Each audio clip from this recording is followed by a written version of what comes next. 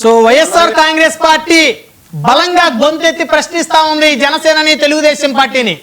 గత ప్రభుత్వంలో ఏ ఎపిసోడ్ మీద, ఏ అంశం మీద, ఏ ఇష్యూల మీద అయితే మీరు ఫైట్ చేశారో ఆ ఇష్యూలు ఇప్పుడు మళ్ళీ తిరిగి కూటమి పార్టీలకే మెడకే చుట్టడానికి మరి వైసీపీ బలంగా పోరాడుతుంది. ఇప్పుడు ఎమ్మెల్యే గారు కూడా, ఆయన కూడా ఒక మాట అన్నారు, సుగాలి ప్రీతి గారి కుటుంబం వెనక వైఎస్ఆర్సీపీ నిలబడుతుంది, మేము నిలబడ్డామని. ఏం చెప్తారు సార్ మీరు? సార్ ఇప్పుడు ఆ రోజు 2014-19 వరకు కూడా మేము అధికారంలో లేవు.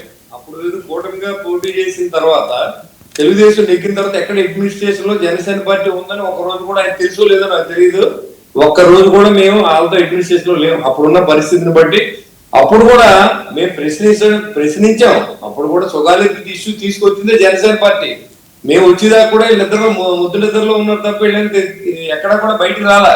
మనం అడిగిన తర్వాత డిమాండ్స్ తీర్చిన తర్వాత ఇవాళ మళ్ళీ ఆవిడ వీళ్ళందరూ వెళ్ళి సాక్షి మీడియా పెట్టి మళ్ళీ మమ్మల్ని ఇబ్బంది పెడుతున్నారని చెప్పి ఆవిడ కూడా మాకు చెప్పడం కూడా జరిగింది. యాక్చువల్ గా ఆ తాలూకా అబ్బాయి నాతో మాట్లాడాడు, సాక్షి మీడియా వాళ్ళు చేశారండి, యాక్చువల్ గా మీదేం తప్పులేదు అని చెప్పి చెప్పడం కూడా జరిగింది. కానీ ఆవిడ ఏం మాట్లాడిస్తారంటే, ఏది జరిగినా మేము పవన్ కళ్యాణ్ గారు ఇంటి ముందుగా ధర్నా చేస్తాం, పవన్ కళ్యాణ్ గారు ఆఫీస్ ముందుగా ధర్నా చేస్తాం, పవన్ కళ్యాణ్ గారు ఏమైనా నేరం చేశారా, చేయించారా, లేకపోతే అప్పుడు ప్రభుత్వాలు మేము భాగస్వాములు అయి ఉన్నామా, లేకపోతే ఎందుకు మాట్లాడుతున్నారు? లేదు సార్, 2019 వరకు చేయలేకపోయారు అనుకోండి, మేము కూడా ఉన్నాం అనుకోండి. 2019-24 దాకా మీరేం చేశారు?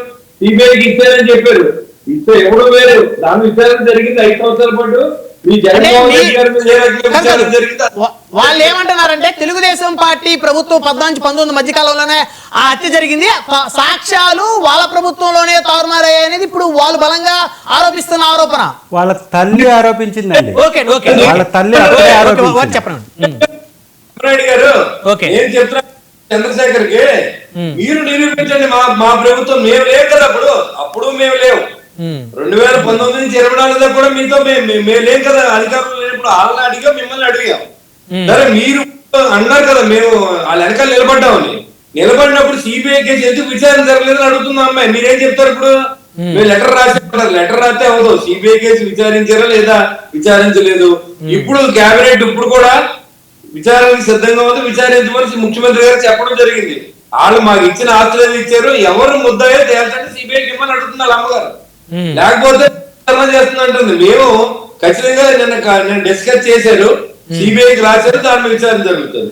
ఇప్పుడు మీరు అన్నారు ఏంటంటే, మీరు ఎంతసేపు ప్రజా సమస్యల మీద మాట్లాడలేదని. మరి ఆయన సభకు వస్తే అర్థం అవుద్ది. 11 మంది నెగ్గు కూడా ఇంటికాడ కూర్చొని మేము ఏదో మా డిస్కస్ చేయట్లేదంటే అన్యాయంగా మాట్లాడితే ఎలాగా? మీరు కూడా రండి, మీకు ఎందుకు ఇస్తారు 11 మంది సమయం? ఉన్న 175 మందిలో 11 పోతే 124 మంది సమయాన్ని మీరు ఒక్కరికి ఇస్తారా? ఇమ్మని అడిగితే ధర్మం ఉందా? లేదు. ప్రతిపక్షవాదం ఇమ్మంటారు మీరు. ప్రతిపక్షవాది ఎవడో కుదురుతుందా? మీరైతే ఇస్తారా? అలాగా మీరు అలాగే ఇస్తారా? 11 మందికి ఇవ్వడం రాజ్యాంగంలో ఎక్కడ రాసి ఉందా? మీకున్న టైం అని మీకు ఇచ్చారు. మీకున్న సభ్యుల ప్రకారం మీకున్న క్వశ్చన్స్ మీ పేరు ఉన్నాయి. నేను ప్రతి ప్రెసిడెంట్ తరఫున తాడిపత్రి చంద్రశేఖర్ గారు ప్రశ్న, అలాగే పెద్దిరెడ్డి గారు ప్రశ్న అలా ఉంటాయి. ఆ ప్రశ్నలు అడిగే వాళ్ళు ఎవరు లేదు సభలో. అంటే అడుగుతా కూడా ధైర్యం లేదు వీళ్ళకి. మళ్ళీ ఇక్కడికి వచ్చి మమ్మల్ని పిలవండి, మా కొంచెం కోరికలు మాకు 124 మందికి ఎంత ఇస్తారో, ముఖ్యమంత్రికి ఎంత ఇస్తారో మీకెందుకు ఇస్తారు?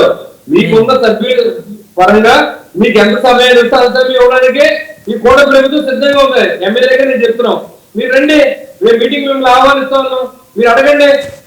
అది మానేది ఎందుకంటే పవన్ కళ్యాణ్ గారు పవన్ కళ్యాణ్ ఏం చేశారు? ఆయన ముఖ్యమంత్రి చేశారా? అప్పుడు చేశారా? ఇవాళ సుగాలి ప్రీతి వెనకాల నేను కూడా వెళ్ళాను, నన్ను కూడా పంపించారు ప్రీతి గారు వాళ్ళ ఇంటికి. వాళ్ళ అమ్మగారు నేను కూడా కలిసా. మీరు కావాలంటే అడగవచ్చు. నేను కూడా వెళ్ళినప్పుడు పోలీసులు అడ్డింగ్లు అక్కడ వెళ్ళలేమన్న పరిస్థితి ఇవన్నీ ఉన్నాయి. అంటే అక్కడ ఎవరిని ముద్దాయో మాకు ఏం తెలుస్తుంది? మా జిల్లా వేరు, ఆ జిల్లా వేరు. పార్టీ పరంగా సింపతి కోసం అక్కడ పర్యటనలో భాగంగా నేను వెళ్ళి కలిస్తే మా వంతు మేము ఏం చేయాలో చేస్తాం. అంతేగాని మా దగ్గర చట్టం ఉందా? మేము ముఖ్యమంత్రి చేసామా? ఏం లేదు కదా. ఇప్పుడు మేము ఎమ్మెల్యేలు గెలిచాం, ఉప ముఖ్యమంత్రిగా ఉన్నారు, ముఖ్యమంత్రిగా చంద్రబాబు గారు ఉన్నారు. ఆయన కూడా కేబినెట్ డిస్కస్ చేశారు.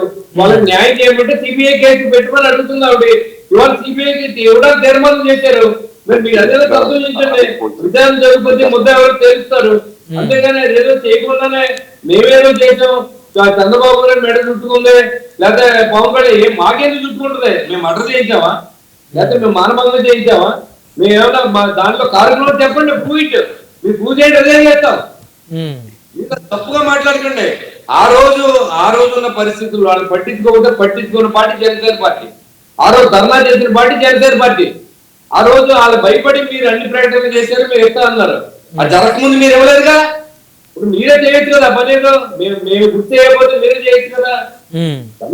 మాట్లాడతాక ఎవరో ఒకరి మీద నెపం ఉంది, మన నోరు ఉంది కదా అని అదే మానేయండి. ఒకసారి గెలుపుకోవడం అనేది సహజం. మీరు ఓడిపోవచ్చు, మేము ఓడిపోవచ్చు, కానీ న్యాయం అనేది ఒకటే ఉంటది. జనసేన పార్టీ వరకు ఎంతవరకు సంబంధం, దీనికి ఎంతవరకు సంబంధం, మా సింపతిని మేము తెలియజేసాం.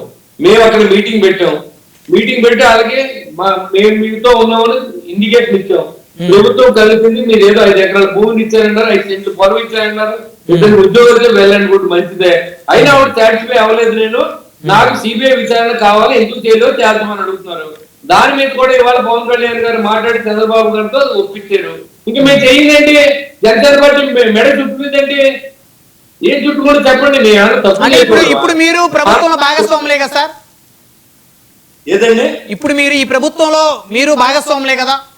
డెఫినెట్ గా అంతే కదా. ఇప్పుడు సిబిఐకి ఇమ్మని అడిగింది ఆవిడ, ఇచ్చేది కదా. సో ఇప్పుడు న్యాయం జరిగిద్దని మీరు ఆశిస్తున్నారా బలంగా? ఇప్పుడు ఆవిడ అడిగింది సిబిఐకి ఇమ్మని అడిగారు, బ్రహ్మనాయుడు గారు. ఖచ్చితంగా న్యాయం జరగాలని కోరుకుంటాం.